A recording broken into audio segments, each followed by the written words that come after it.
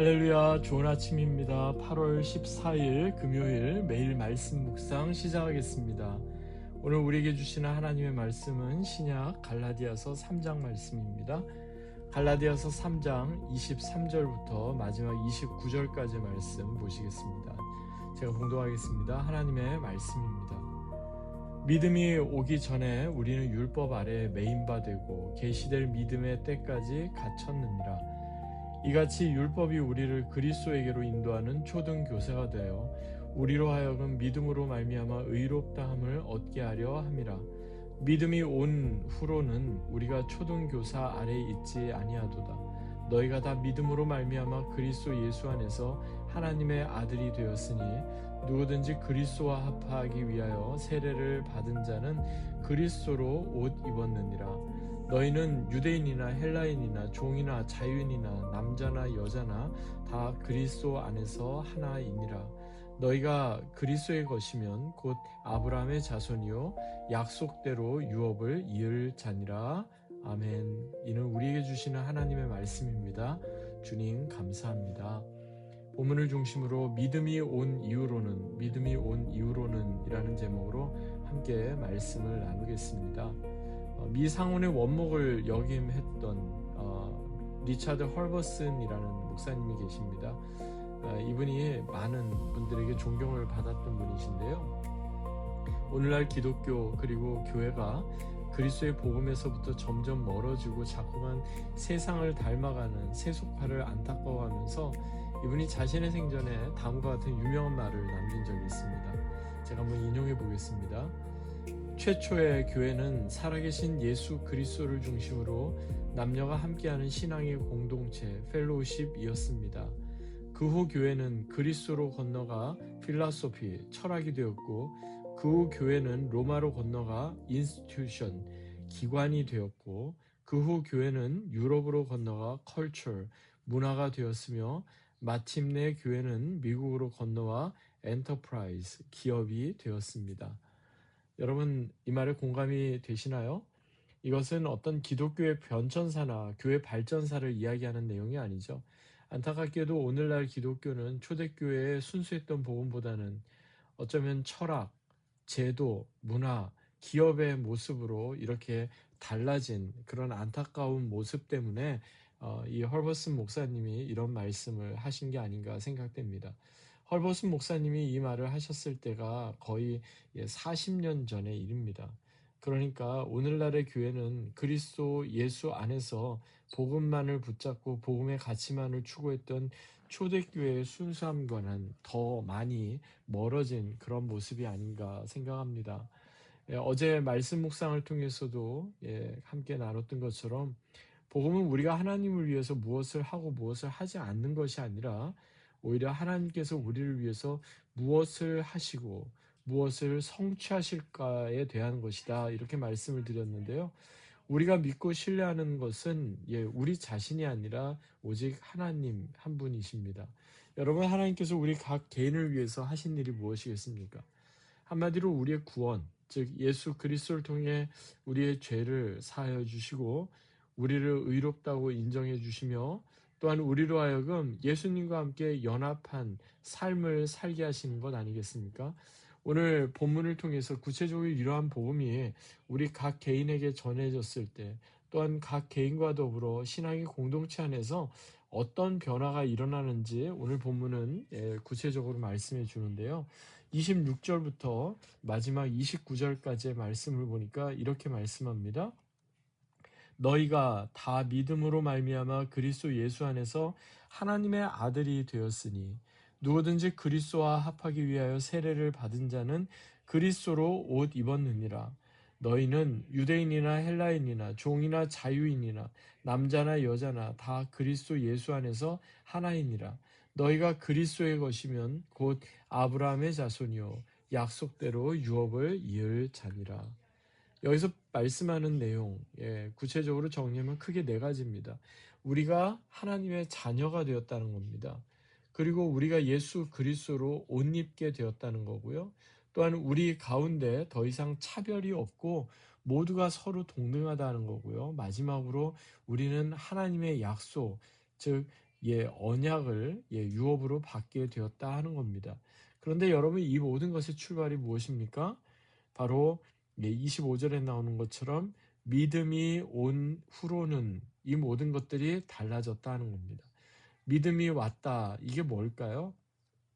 사실 예수 그리스도의 믿음, 그 믿음으로 우리가 구원받는데, 그 믿음이 온 후로는 더 이상 우리가 율법에 붙들려 사는 자가 아니라 그리스도 안에서 사는 자다. 우리는 그렇게 고백을 하죠.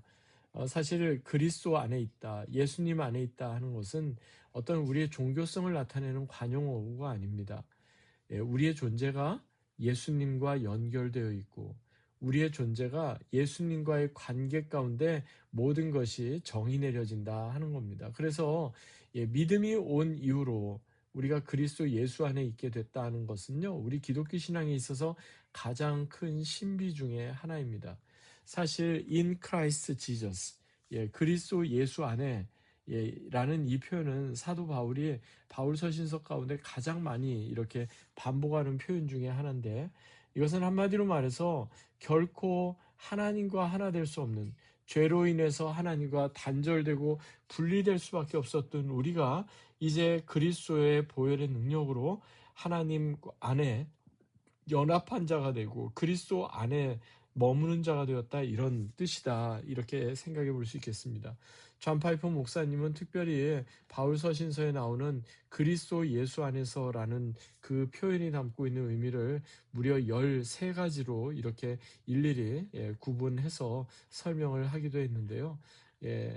놀라운 것은 그리스도 예수 안에 있다는 이 한 가지 사실만으로 우리는 하나님께 감사하며 하나님께 예배를 드리게 된다는 겁니다. 그리고 그리스도 예수 안에 있는 그 믿음으로 말미암아 우리는 구원받은 자가 되었다는 겁니다. 그러면서 사도 바울은 오늘 본문 가운데 계속해서 종과 아들의 관계를 비유를 들어서 종과 아들의 관계를 비유로 율법과 보험의 관계를 설명을 하죠. 오늘날은 여기서는 지금 초등교사 아래 이렇게 되어 있는데, 옛날 그 한글 개역 성경에 보면 몽학 선생, 또 다른 번역본에는 후견인 이렇게 설명이 되어 있는데, 이게 우리한테는 그렇게 익숙하지가 않습니다. 그런데 갈라디아서가 기록될 당시만 해도 로마 사회는 철저한 계급 사회였습니다. 종이 주인의 유산을 상속한다는 것은 감히 상상도 할 수 없는 일이었습니다. 그런데요, 종이 주인의 유산을 상속하는 경우가 있었습니다.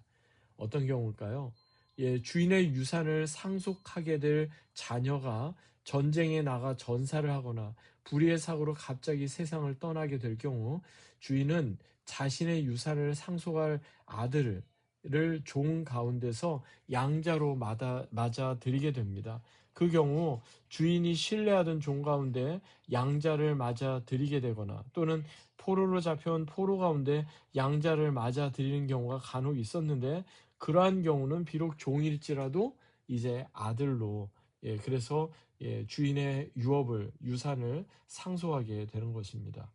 그 대표적인 예가요, 신구약 중간사 연구와 초대 기독교 공동체 연구에 있어서 매우 중요한 그러한 자료를 남겼던 요세푸스 플라비우스를 우리가 예를 들어 생각해 볼 수가 있겠습니다. 요세푸스의 기록 가운데 가장 유명한 게 주이시 워라고 알려진 유대 전쟁사인데요. 원래 요세푸스는요, 로마 사람이 아닙니다. 그런데 그의 라스네임이 플라비우스, 황제의 그 가문의 이름을 따게 됐는데, 사실 요세푸스는 히브리인입니다. 유대인입니다. 그의 원래 이름은 요세프 벤 마따띠아우였는데, 기원 후 66년부터 갈릴리 지방을 중심으로 일어난 유대인 반란, 반로마 무력 투쟁에서 그는 선두에 서서 로마 제국에 대항하던 사람 중에 하나였습니다. 근데 전투 중에 그가 로마에 패하여서 이제 포로로 붙잡히게 되고요. 여러 우여곡절 끝에 요세푸스, 그러니까 히브리식 이름은 요세프 벤 마따띠아후, 그가 로마의 유력한 귀족 가문의 일원이 됩니다. 그리고 그의 이름도 요세프 벤 마따띠아후에서 요세푸스 플라비우스로 이렇게 개명하게 된 거죠. 그런데 이제 그가 로마의 귀족 그리고 후에 로마의 황제가 된 베스파시아누스 플라비우스 가문의 일원이 되자 그는 그 가문을 잇는 유업을 잇는 자가 되었던 거죠. 어떻게 보면 우리가 그리스도 안에 거하게 됐다. 믿음이 온 이후로 우리의 어떤 스테러스가 달라지게 됐다 하는 게 이런 의미인 겁니다. 우리의 어떤 선택이나 결정 이전에 전적인 하나님의 주권적 역사로 우리 가운데 우리가 마치 종이었던 자, 죄의 종노릇 하던 자였는데 이제 예수 그리스도로 말미암아 우리가 양자가 되다. 그리고 하나님의 자녀가 되어서 하나님께서 우리에게 주시는 생명의 유업을 우리가 물려받는 자가 되는 거죠. 그래서 오늘 보면 뒤에 나오는 갈라디아서 4장 6절 그리고 7절에 보니까 사도 바울이 이렇게 말씀하죠. 너희가 아들임으로 하나님이 그 아들의 영을 우리 마음 가운데 보내사 아빠 아버지라 부르게 하셨느니라. 그러므로 네가 이후로는 종이 아니요 아들이니 아들이면 하나님으로 말미암아 유업을 받을 자니라. 그렇습니다. 더 이상 우리는 두려워하는 종이 아니라 이제 하나님의 유업을 잇는 하나님의 자녀가 되었다는 겁니다. 그리고 우리 안에 이미 아들의 영, 성령을 보내주셨다는 겁니다. 그래서 우리가 감히 하나님을 아빠, 아버지다 이렇게 부를 수 있게 된 것, 그것 역시 하나님께서 먼저 예수 그리스도를 통해 우리를 하나님의 자녀로 삼아주시고 성령을 우리 가운데 보내주신 결과인 것입니다. 그래서요, 고린도 전서 12장 3절에 보니까 그러므로 내가 너희에게 알게 하노니 하나님의 영으로 말하는 자는 누구든지 예수를 저주할 자라 하지 않고 또 성령으로 아니하고는 누구든지 예수를 주시라 할 수 없다 한 것도 바로 이러한 의미로 우리가 같은 맥락에서 이해할 수가 있겠습니다. 이제 복음은 유대인의 한계를 뛰어넘어 믿는 모든 자들에게 구원을 주시는 하나님의 능력이 되고요.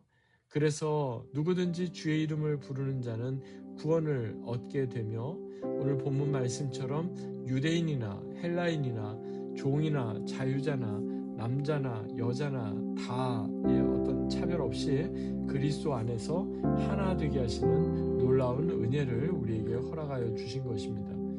예수 그리스도를 통해 우리에게 믿음이 들어온 이후로 이 모든 것이 다 달라진 것입니다. 예수 그리스도 안에 머물게 됨으로 우리가 하나님의 자녀가 되고 그리스도로 옷 입게 되고 그리스도의 지체가 되고 하나님의 유업을 얻는 놀라운 특권을 얻게 된 것입니다.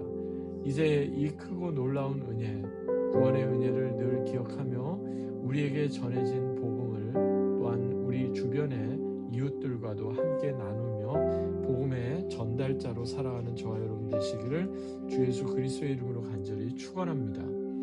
하나님 아버지 감사합니다. 믿음이 온 이후로 우리가 예수 그리스도 안에 머물게 되고 그리스도로 덧입게 하여 주시니 감사합니다. 이제 복음에 합당한 삶으로 그렇게 살아가는 우리 모두가 되게 하옵소서.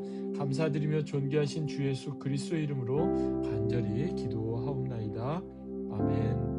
오늘 하루도 그리스도 예수 안에서 복음의 능력을 드러내며 사는 복된 하루 되시기 바랍니다. 주님의 이름으로 축복합니다.